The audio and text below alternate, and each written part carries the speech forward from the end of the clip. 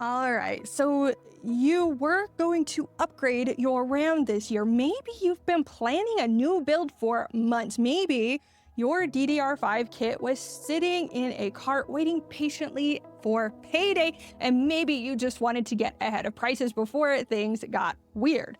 Here's what I need to tell you, because things got weird, monumentally, historically weird.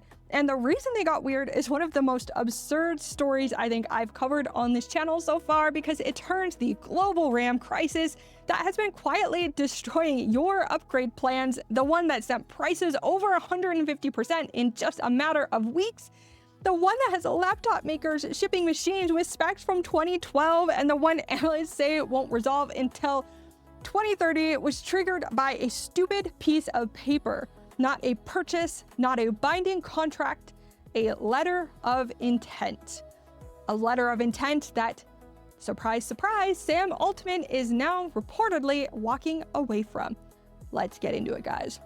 Okay, so backstory. January 2025, just one day after Trump's second inauguration, and Sam Altman with Oracle's Larry Ellison and SoftBank's Masayoshi Son stood in the Oval Office and announced Stargate, a $500 billion AI infrastructure project, a planned global network of AI data centers described as the largest AI infrastructure project in history. Ellison said Stargate could lead to AI-designed mRNA custom cancer vaccines built robotically in under 48 hours, and Trump said he'd use emergency declarations to fast-track the power infrastructure, and Altman looked the president in the eye and said, "For AGI to get built here, we wouldn't be able to do this without you." Not sure what that means, but he said it anyway, and the energy in the room was enormous. The numbers were enormous, the promises were enormous, and Elon Musk was notably absent. And he immediately posted that something didn't seem right because OpenAI didn't actually have the money to back this up. Altman did what Altman does best and denied it, and the internet argued back and forth on this for about a week and then did what it does best and moved on. But the reason I'm bringing up Stargate is that it created a mandate of sorts. OpenAI now needed to build, and to build at a scale nobody had ever attempted. And in order to do that, they needed memory, a staggering, almost incomprehensible amount of memory. So 9 months after that Oval Office announcement, Altman got himself on a plane and flew over to Seoul, South Korea. Brings us to October 1st, 2025. The reporting that morning was soft, vague references to exploring ties, seeking cooperation, probing for partnerships, almost dismissive. Nobody flagged that as anything significant, really. And then OpenAI simultaneously announced deals with Samsung and SK Hynix, the two largest DRAM manufacturers on the planet and direct competitors with each other, by the way, committing to 900,000 DRAM wafers per month. Now, let me explain what that means, because wafers is one of those words that I see get thrown around a lot, but is ultimately getting skipped over. For those of you who might not know, computer chips are made of silicon. A wafer is a thin circular disc of pure silicon, about 12 inches across, and it's the raw material that memory chips are ultimately cut from. So think of it like a giant flat cookie. That makes sense. So manufacturers will etch thousands of individual memory chips into that cookie using light and chemistry, layer by microscopic layer. And once all the chips are etched in, they get cut apart, tested, packaged, and eventually become the RAM sticks that you put in your computer. So I hope that makes sense.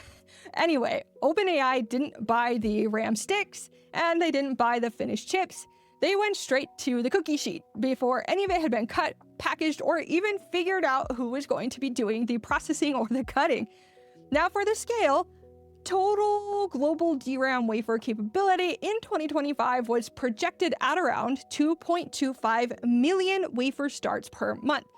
OpenAI committed to 40% of all of it, and the dirty part reports later surfaced that Samsung and SK Hynix didn't know they were signing near identical deals on the same day, right? Like, they weren't aware as competitors that they were both signing a deal. Each thought that they were getting preferential access to the biggest customer in recent memory. Neither knew they were splitting that customer with their biggest competitor. Samsung and SK Hynix together already control roughly 2/3 of the global DRAM supply. Combined with Micron, that's the entire market. It's just 3 companies, guys. And OpenAI just quietly committed to 40% of what all of them make. So the question circulating almost immediately was, does this violate antitrust law? And nobody has a definitive answer yet. But the fact that lawyers were asking, I do think means something. And here's where this actually stops being an abstract business story and starts being your problem. I'm sure you've already noticed, but the market going into late 2025 was already under pressure. DRAM inventory buffers that had been sitting at around 17 weeks of supply as recently as 2024 had shrunk to just a couple of weeks by late 2025. A few things had converged to get there. Tariff uncertainty throughout 2025 had made companies nervous about stockpiling. Every RAM purchase risked being made at the wrong moment, so fewer RAM purchases were being made. There was also a widespread industry expectation that prices would fall through mid-2025, so buyers had been deliberately waiting. And quietly making all of this worse, high bandwidth memory, this specialized memory that goes into these AI chips, consumes up to 3 times more wafer capacity per unit than standard consumer DRAM. The AI hardware boom was silently eating into the consumer memory supply before Altman ever landed in Seoul. So the shelves were already running thin, and then someone announced they were buying 40% of the supply. Yay! What happened next wasn't even rational, but it was entirely predictable. Every hyperscaler, every OEM, every distributor, every retailer, every individual who had been watching the prices and waiting for the right moment suddenly had the same thought. I need to buy right now. The demand signal became completely distorted. The market couldn't self-correct because everyone was acting on the same information at the same time. And within weeks, a 32 gig DDR5 kit that had been sitting at a stable price jumped 156%. Retailers reported RAM manufacturers calling them to ask if they could buy the inventory back. So the people who make RAM were calling stores trying to purchase it back from them. Some pre-built PC companies were quoting lead times stretching far into December of 2026. Samsung, SK Hynix, and Micron eventually had to band together to actively police their own customers against hoarding. They formed an anti-hoarding coalition because the demand signals had become so distorted that there was no natural correction coming. And the downstream effects weren't temporary. Data centers are projected to consume 70% of all memory chips made in 2026. Baseline laptops are now shipping with 8 gigs of RAM, specs we haven't seen since the early 2010s, because that's all manufacturers can source at a price that works. The SK Group chairman has said the shortage is even expected to last until 2030. All of this because of one announcement, one trip to Seoul, one set of deals signed simultaneously with 2 competitors who didn't even know about each other. Now, about those deals that sounded really final, like permanent binding, they actually were just letters of intent. So not binding purchase orders, not contracts with any real teeth, letters of intent. Preliminary, non-binding expressions of interest that gave OpenAI no legal obligation to actually follow through. No RAM actually changed hands, no money was moved, and the market treated this as real, and crater-sized damage was done to consumer supply chains around the world. But from a legal standpoint, OpenAI technically hadn't committed to anything. And now, according to a report from the last few weeks, Altman is backing down. He has no apparent intention of converting those letters into actual purchases. Let me say that again clearly, because I want the people in the back to hear this, okay?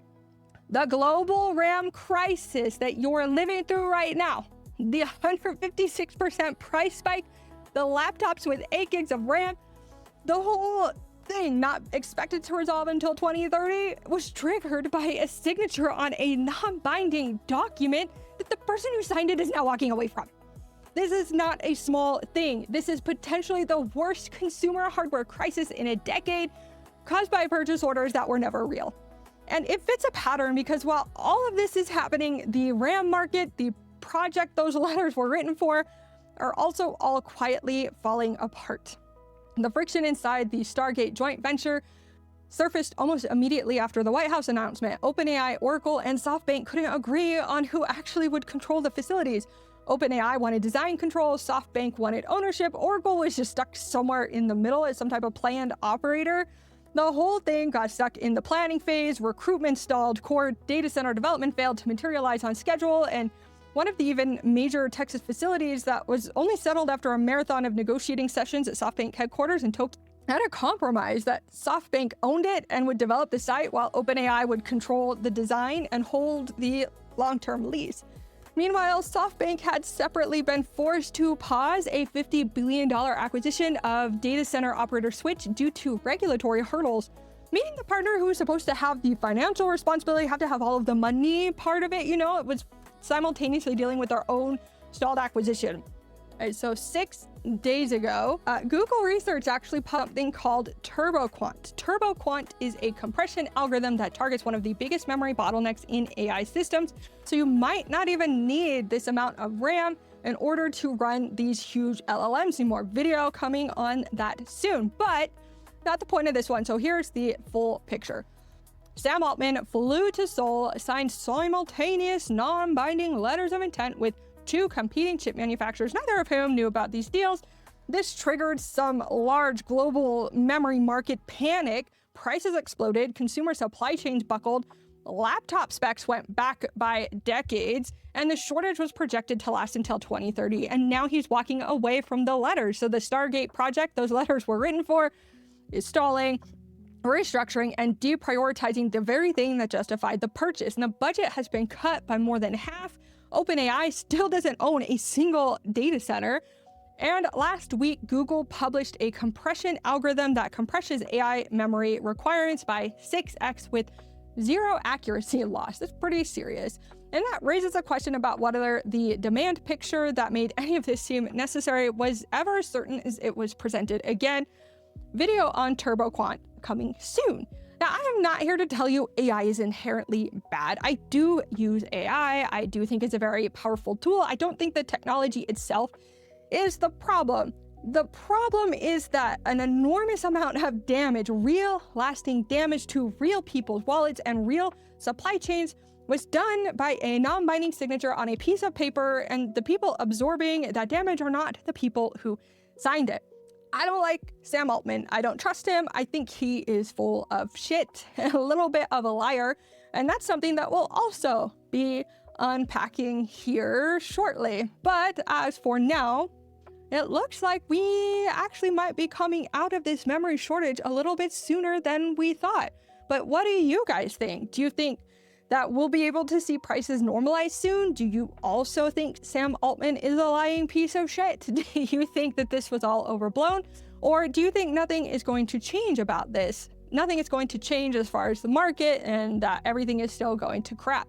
I'd like to hear from you, so let me know in the comments down below. If you like this video, go ahead and leave it a like, and I'd love to have you here if you would like to subscribe. You can go ahead and hit that subscribe button. I talk about gaming, AI, technology, and coding. All fun little things that I like to talk about here. Anyway, that's all I've got for you guys today. Thank you so much for watching this video. I hope you have a fantastic rest of your day, and peace out. Bye.